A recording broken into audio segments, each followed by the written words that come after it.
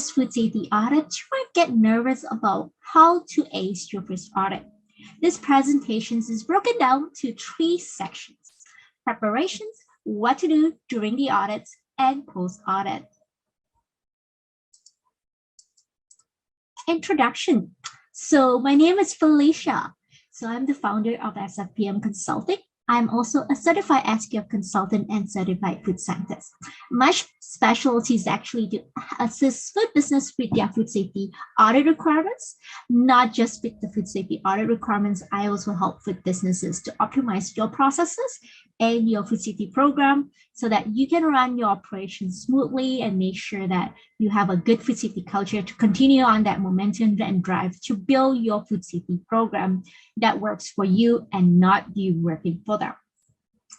All right, enough with the introductions. We're just gonna go through the first sections. I'm very excited to be sharing with you on the preparation stuff. The preparation sections will discuss what you need to do to prepare yourself for your big audit day, who and what you need to prepare for your audit preparations. All right. In the preparation sections, here are some preparation works that you need to be doing, not just before the audit, but throughout the year. Now let's get started. Internal audits. Internal audit helps prepare you with the gap that you may have in your food safety program. That allows you to fix the gap before your auditor finds that. You want to also make sure that you're upkeeping your documentation to support your food safety programs. The plan must be upkeep properly, and you want to check into the plant conditions, cleanliness, organizations, documentations, etc., etc. All right. The other thing that's very, very important for preparations for the audit is the staff interview preparations. You want to make sure you're preparing your staff for success, just as we're doing here for you. You can do that by interviewing your staff on what they can do to make sure and to help them to get prepared and get ready for the food safety program. So that is really simple. You can do that by interviewing your staff on what they do. That helps them get comfortable at answering the questions. And if the answer is not quite the same as what you have on your procedure, you might want to check if you have the right procedure documented or you need to retrain the staff. So, and that's the basic of these staff interview. So you want to make sure that the procedures that they answer is correct to the documentations, or you might want to change them to make sure that they are actually your procedures. All right. You want to also make sure that your receptionists know about your visitor policy and they follow them.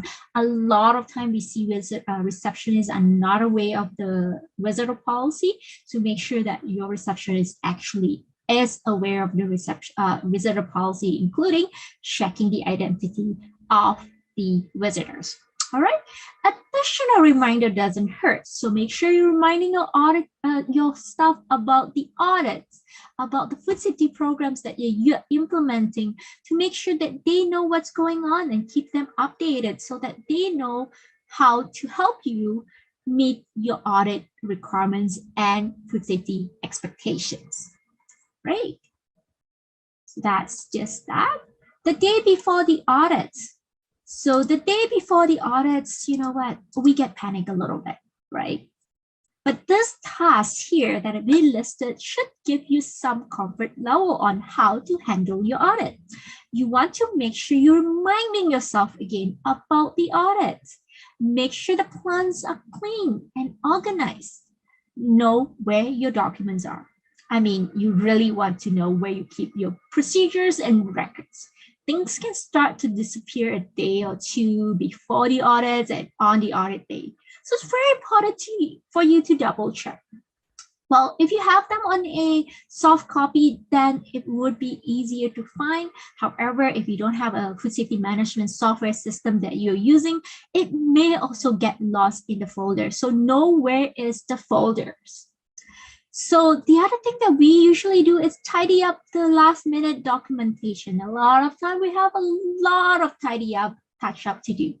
So this is the time to do it. clear all the important tasks that you need to be doing in the next 2 days as much as possible. So you can focus on the audit, no interruptions, and no rush to complete other tasks rather than focusing on the audits. All right.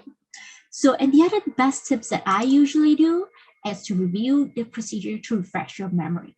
My favorite tips, because it's always helping me answer the audit questions properly, better, and the next thing.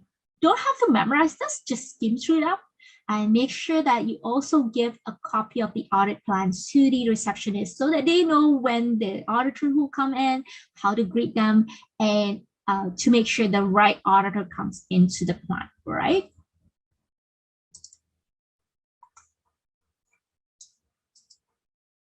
All right, we are during the audit day. So what do you want to do during the plan for the audit day? So you want to make sure you also plan for the audit day. So that means you are preparing to invite relevant team members and ensure that that boardroom is actually available for opening meeting. You want to come early to the plans to make sure that your preparation work before the audit stays the same.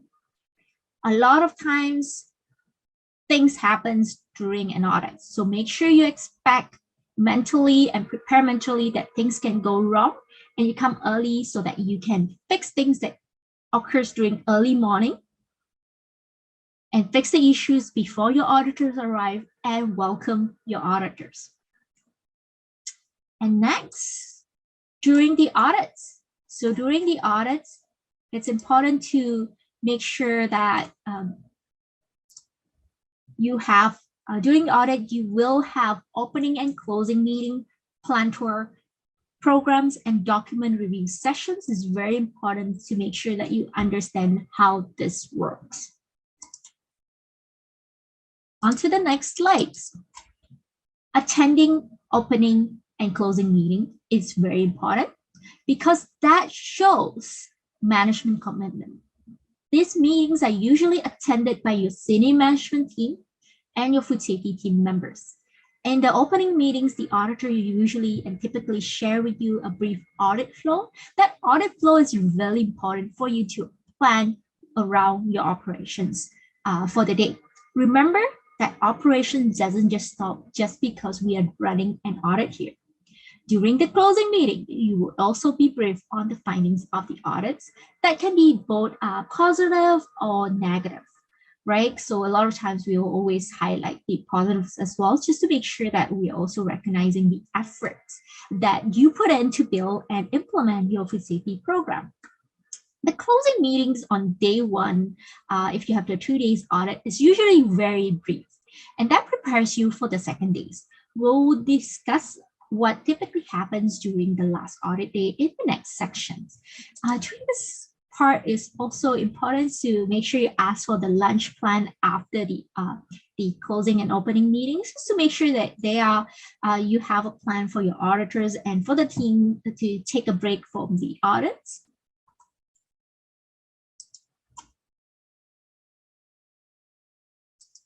On the audit flow, you want to make sure that you are identifying who is available, who is not available for the interview process. A lot of times, a lot of auditors are very flexible with the order of the interviews and program reviews for key personnel, because they do understand that key personnel have other responsibility that they need to attend to. If you have a restricted key personnel a restriction for your key personnel availability, do mention it after the opening meeting so that they can actually make an arrangement to reschedule them properly. If your auditor needs to see a certain process, they will ask for the best timing for the plant tour. Example where you need this opportunity to see a certain process are typically if you have any addendum associated with the process. And that what that means is the, for example, Costco addendum, they would require the Costco product be made during the day of the audit and the auditor sees it, for example. Then they will ask for specific timing where the Costco product is being made at that point. All right, In most cases, you also need to perform a mock recall. So do make sure your mock recall team is available and check in with your team to make sure they know what's what's the best timing to conduct this time traceability or mock recall exercise. Is very important because you only have a certain hours, typically it's within 2 hours period of time to make sure you get back the 100%. This is especially important if your process are long. It takes a lot of processes to make sure you backtrack or forward tracking all the ingredients and products.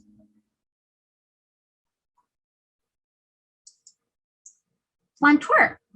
No audit is complete without planteur. So please make sure you have the following in mind. So you need to make sure that you are following the plan that you have in mind on how to show the auditors where to go from stage 1 to stage 2, stage 4, stage 5, and so on and so forth. And the purpose of the planteur is really to understand and confirm your process. The confirmations varies depending on what we're looking at different point of times. A lot of times we are observing the plans, interviewing employees, observing employee practices pertaining food safety, looking at any food safety risks that may be associated as we go around, and also looking at the plant observation, for example. That are all the elements that we look through when we walk through the facility. It's also how you assess your food safety risks throughout the activities that we are seeing. Right. In the next slide, we will share some interview tips on how to answer an auditor questions. That is something that a lot of people are looking forward to in this training sessions. All right. Process confirmations interview tips. Very important that this tip applies to any questions that you are asked by an auditor. So you might want to listen to the questions before you answer. If you have any doubt, make sure you ask for clarifications. And if the numbering of the code is important to you, ask which number of the code. That will help you identify the right procedure for your code. Okay, if you need a translator during your interview on planteur, make sure you bring one. Do not answer on behalf of your staff. Your staff know the answer. If they need any assistance, make sure you help rephrase or clarify that questions. Then don't worry, all these questions are typical process that they are already doing. So they know the answer. It's just getting the information from them slowly and making sure that the informations are, you're encouraging them to share that information with you as well, so that they're comfortable sharing with you.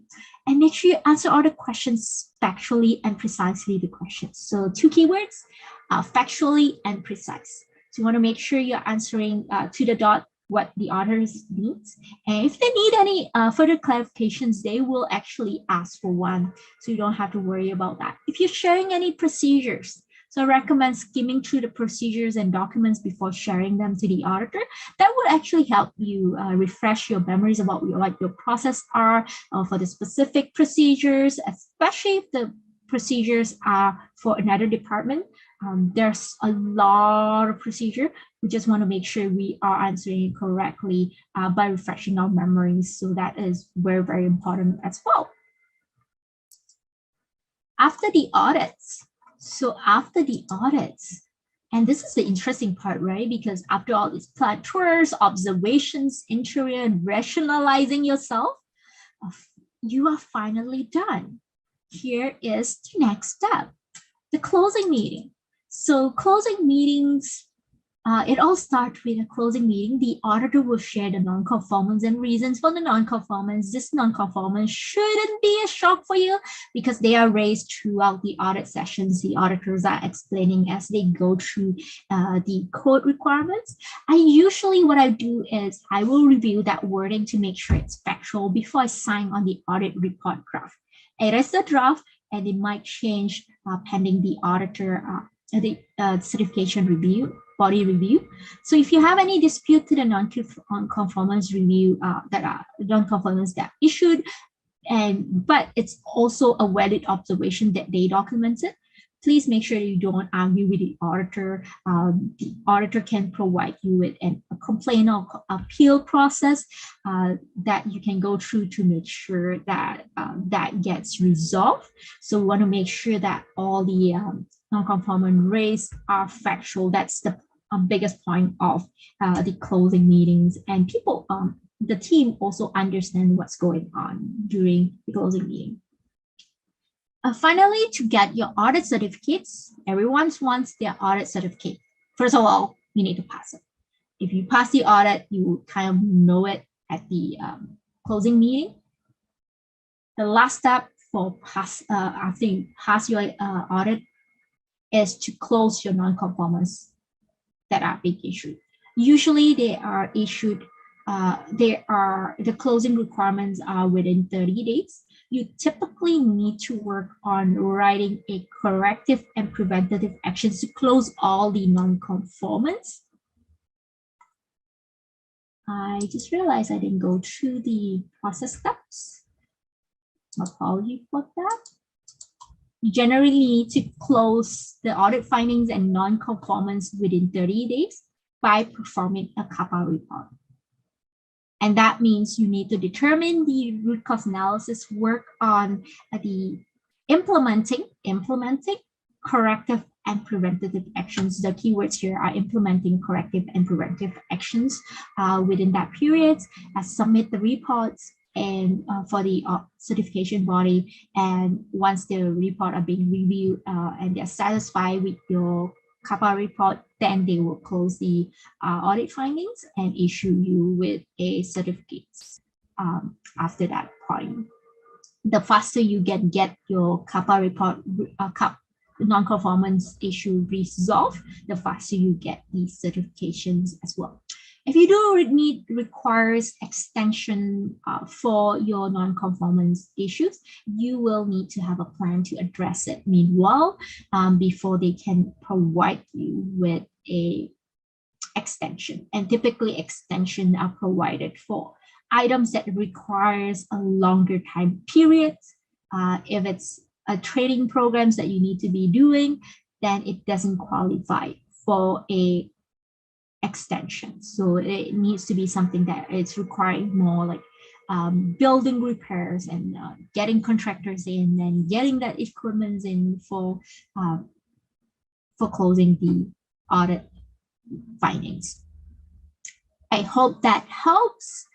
And again, thank you so much for listening into our How to Ace Your First Audit sessions. And here are my contact informations. I'll just turn off the video to make sure you have the contact informations here.